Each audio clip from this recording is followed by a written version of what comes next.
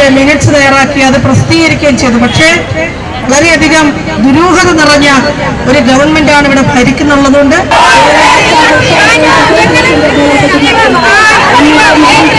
അത് വരുമ്പോൾ നമ്മൾ ഞെട്ടിപ്പിക്കുന്ന ഒരുപാട് കാര്യങ്ങൾ അതിനകത്ത് കണ്ടു. 2018 മുതൽ ആശാവർക്കർമാർക്കുള്ള സാമൂഹ്യ സുരക്ഷാ പദ്ധതികൾ അതിനകത്തുണ്ടായിരുന്നു. ആശാ വർക്കേഴ്സിന്റെ സമരം ഇന്ന് 101ാം ദിവസത്തിലേക്ക് കടക്കുകയാണ്. സംസ്ഥാന സർക്കാർ ഇതുവരെയും ആശാ വർക്കേഴ്സിന്റെ ഇൻസെന്റീവ് ഒന്നും വർദ്ധിപ്പിച്ചിട്ടില്ല. ഈ സാഹചര്യത്തിൽ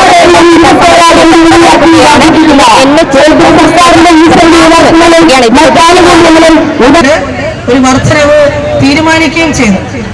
ഏപ്രിൽ 22-ാം തീയതി അതിന്റെ മിനിറ്റ്സ് തയ്യാറാക്കി അത് പ്രസിദ്ധീകരിക്കുകയും ചെയ്തു. പക്ഷേ വളരെയധികം ദുരൂഹത നിറഞ്ഞ ഒരു ഗവൺമെന്റാണ് ഇവിടെ ഭരിക്കുന്നുള്ളതുകൊണ്ട് അത് 4 മാസക്കാലത്തോളം പൂർത്തിവെക്കുകയുണ്ടായി. കഴിഞ്ഞ മാസം നമ്മുടെ പന്തലിലേക്ക് വന്ന എംപിമാരോട് നമ്മൾ വീണ്ടും പറഞ്ഞു, പുതിയ പാർലമെന്റ് ഇത്തവണത്തെ സഭ നടക്കുമ്പോൾ അതൊന്ന് അന്വേഷിച്ച് വേണ്ട നടപടിയെടുക്കണമെന്ന് ആവശ്യപ്പെട്ടു. അതിന്റെ അടിസ്ഥാനത്തിലാണ് ശ്രീ NK പ്രേമചന്ദ്രൻ MP പാർലമെന്റിൽ വീണ്ടും ആ വിഷയം ഉന്നയിക്കുകയും അത് വർദ്ധിപ്പിച്ച ആ സർക്കുലർ നമുക്ക് ലഭ്യമാക്കി തരികയും ചെയ്തു.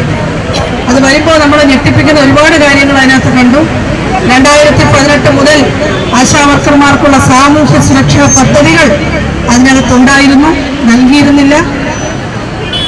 വിരമിക്കുന്ന ആശമാർക്ക് 10 വർഷം പൂർത്തിയാക്കി വിരമിക്കുന്ന ആശമാർക്ക് 20,000 രൂപ നൽകിക്കൊണ്ടിരുന്നത് 50,000 രൂപയാക്കി എന്നാണ് പറഞ്ഞത്. പക്ഷേ ഈ കേരളത്തിലെ ആയിരക്കണക്കിന് ആശമാർ ജീവിത പ്രയാസങ്ങൾ കൊണ്ട്, തുച്ഛമായ തുക കൊണ്ട് ജീവിക്കാൻ പറ്റാത്തത് കൊണ്ട്, രോഗം മൂലം, കഷ്ടപ്പാട് മൂലം ഒക്കെ അവർ ജോലി ഉപേക്ഷിച്ച് പോയിട്ടുണ്ട്.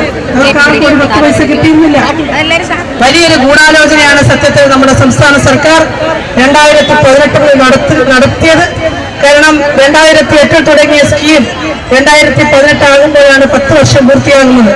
ഇന്നത്തെ ഈ NHM ഓഫീസ് മാർച്ച് ഞാൻ ആദ്യം സൂചിപ്പിച്ചതുപോലെ നിരവധി കാര്യങ്ങൾ നേടിയെടുത്തിട്ടുണ്ട്. മാനദണ്ഡങ്ങൾ പിൻവലിക്കാനുള്ള നടപടികളിലേക്ക് പോകുന്നു.